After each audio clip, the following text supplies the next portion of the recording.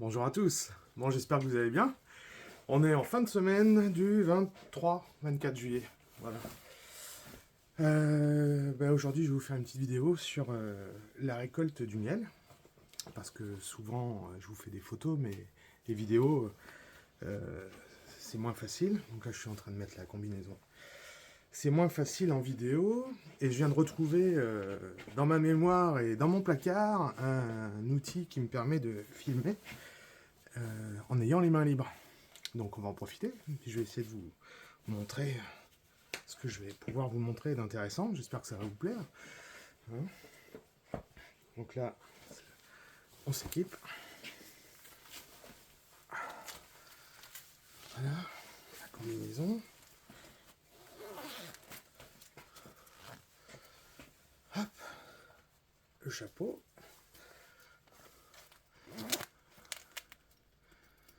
Je vais vous montrer l'allumage de l'enfumoir, tout ça. Ça va être, je sais pas si ça va vous intéresser, mais on va essayer, hein. Allez. Alors vous voyez, là je sors de mon garage. Si vous aimez les circuits courts, vous allez être servi, parce que là, on peut pas faire beaucoup plus court.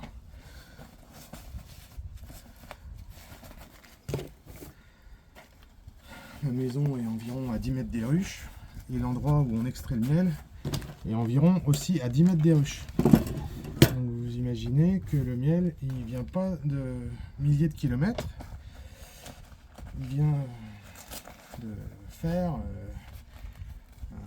peut-être 30 ou 40 mètres avant de se retrouver en magasin. Donc c'est une petite fierté, on est assez content de ça. Alors, l'allumage de l'enfumoir, quand même que je vous montre. Ça y est, j'ai mes gants, j'ai mon lève-cadre et je suis équipé. C'est les outils indispensables de l'apiculteur. Alors, je descends un peu. Est-ce que je vais pouvoir? Ah, voilà. Voilà. Donc ça, c'est mon enfumoir. Voilà. De la qualité. Made in USA. Imbriqué. De la paille. Et c'est parti. L'enfumoir, là, aujourd'hui, va pas nous servir à grand chose, mais c'est une sécurité pour l'apiculteur. C'est-à-dire que c'est le moyen de calmer tout de suite un comportement un peu agressif des abeilles. Donc, pour notre sécurité et puis pour toute éventualité, et pour si jamais il y a un emballement des abeilles, eh bien, la fumée de l'enfumoir sert à ça. Voilà. Allez. Ça sent pas trop mauvais. Voilà, maintenant que l'enfumoir est prêt. Alors pour moi c'est un peu nouveau le film. Donc j'espère que ça va être de qualité intéressante et que vous allez apprécier. M'en tenez pas rigueur si jamais c'est pas parfait. On va essayer de s'améliorer, hein. Allez, je vous montre mes ruches. Donc là on est à la maison à Saint-Amand-Lompré, où on a nos ruches qui produisent en majorité le miel que l'on vend dans nos magasins à Blois ou à Vendôme. On a aussi un autre rucher à Rochambeau, à Toray-la-Rochette, où on fait le miel de Rochambeau, mais aussi du miel d'été toute fleur, voilà, dans une zone privilégiée. Et puis voilà, donc là en tout, allez, je vous montre. Ah, tu montes. J'ai les gants. Oh là là. Là. Donc là, on a 2, 3, 4, 5, 6, 7 ruches. Jusqu'à la dernière là-bas, sur la petite table. Voilà. Oh là là, la caméra, elle s'affole. Et puis j'ai une amie qui vient déjà me dire bonjour. Alors, on va essayer de vous poser comme ça.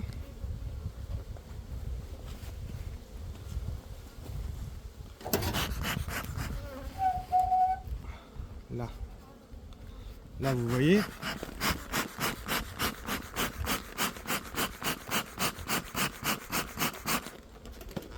Ah.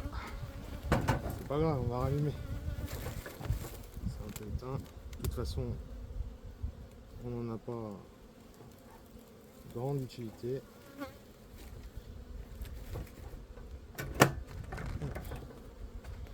Ça c'est bon. Toujours ok pour vous? Bon. Alors je vous explique. Sur les ruches, on a le corps. Le corps des ruches, c'est le bas. C'est cette partie celle qu'on connaît. Hein. Là au-dessus, ici, c'est une hausse qu'on place donc sur le corps. Et cette hausse contient les abeilles. Ici c'est un chasse-abeilles. C'est-à-dire que hier je suis venu.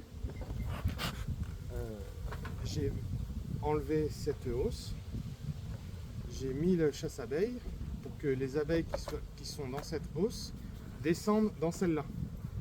Et normalement, dans celle-ci, aujourd'hui, il n'y a plus d'abeilles. Donc c'est ce miel-là qu'on va récolter.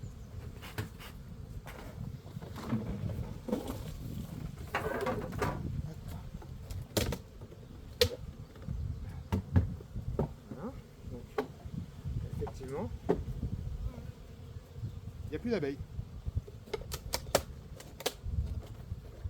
Chouette. Alors, vous voyez toujours là? Bon, impeccable.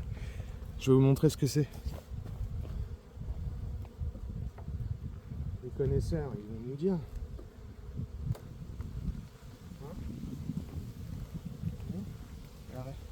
Il reste une abeille.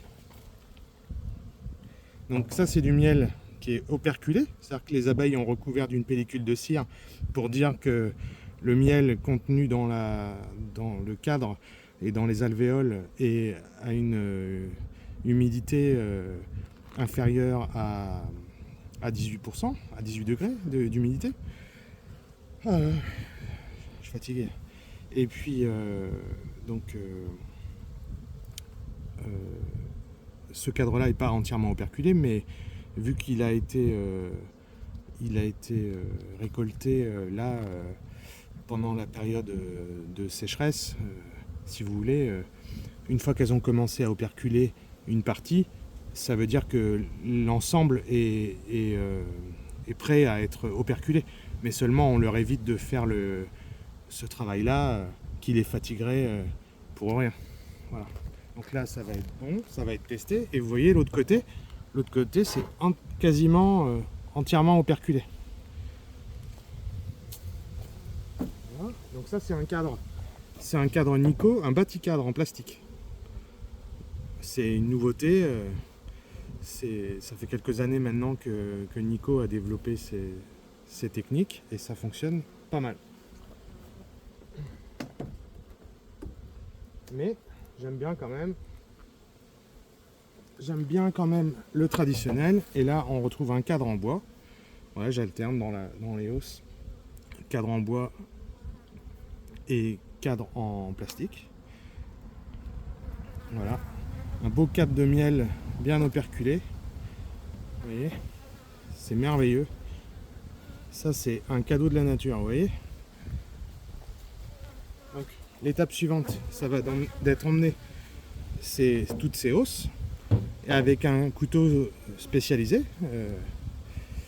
on va enlever cette fine pellicule de cire pour pouvoir mettre ces cadres dans l'extracteur. Donc c'est une machine qui tourne avec la force centrifuge. Le miel est extrait des alvéoles. Mais si on faisait tourner la machine sans retirer la couche d'opercule, le miel ne sortirait pas des cadres.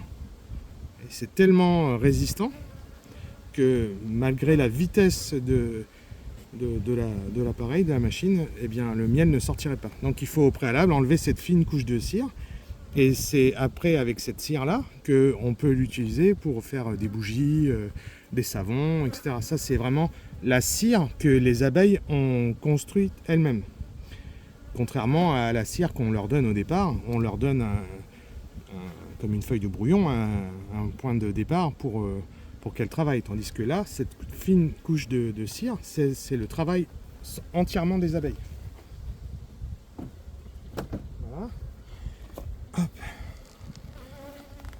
Donc vous voyez, il y a 9 cadres. Il y a 9 cadres dans chaque hausse. Enfin, ça dépend des hausses, mais le standard, c'est 9. Et puis, là-dessous, là, si j'ouvre, il va y avoir les abeilles. Ah, et je suis sûr que c'est ce que vous voulez voir. Alors, un instant. Vous voyez, celle-là, à côté, elle a 2 hausses à récolter. Une, deux, le chasse-abeilles, et en dessous, une hausse qui accueille les abeilles.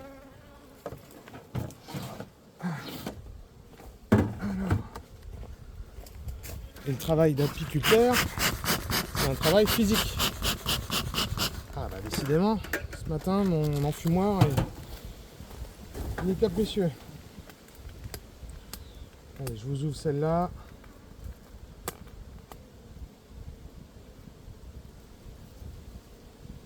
Pourtant, c'est pas l'humidité qui empêche que la paille s'allume. On a connu des années où on ne pouvait pas allumer l'enfumoir. Cette année, la paille est bien sèche.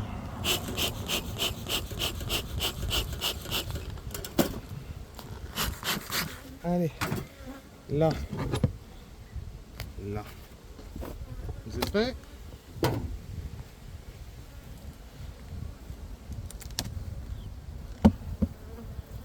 Voilà les abeilles. Bon, on voit qu'il n'y a pas une grosse population. C'est une ruche qui se prépare déjà pour l'hiver. Donc il n'y a plus beaucoup d'abeilles dans la hausse. Elle va finir son travail tranquillement avec cette hausse où il y a un petit peu de miel. Mais vu qu'il n'y a pas de pluie en ce moment, les abeilles vont se mettre elles vont déjà se préparer à passer l'hiver. Voilà. Donc vous voyez, il me reste encore ces hausses à ramasser, les 2 autres là-bas, et puis celle du fond. Donc ça en fait 6. Et dans ces hausses, vous avez bien vu un miel bien jaune. C'est parce qu'il s'agit de miel de tournesol. Et oui. Regardez, je vous montre. Si j'y arrive. D'une main, c'est pas facile. Ah. Vous voyez, un miel bien jaune, jaune vif. Ça, c'est du miel de tournesol. Alors, il n'aura pas l'appellation miel de tournesol parce qu'on ne va pas le faire analyser par un laboratoire. L'analyse d'un laboratoire, elle vaut l'investissement quand c'est des quantités importantes. Voilà. Donc, ça sera un miel d'été, mais principalement tournesol. Voilà. Bien jaune, orange presque, c'est magnifique. On voit à travers les rayons du soleil. Vous voyez ? Voilà en quoi consiste le travail de l'apiculteur. C'est cette partie-là, ça équivaut à la moisson chez les agriculteurs. C'est la récompense de tout un travail préparatoire en amont. Alors je vous montre. Vous voyez, il y a de la vie. Hein, là, la bleue, c'est la hausse qu'on vient de voir ensemble. Après, on peut les peindre de toutes les couleurs. Hein. Avec un toit chalet, avec un toit plat, il existe plein de styles différents, en plastique, en bois.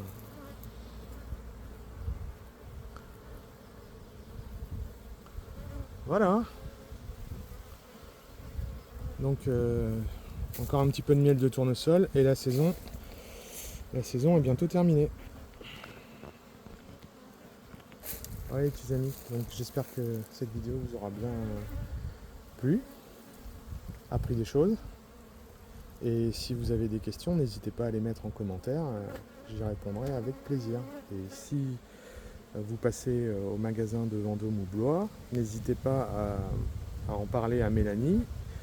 Elle est apicultrice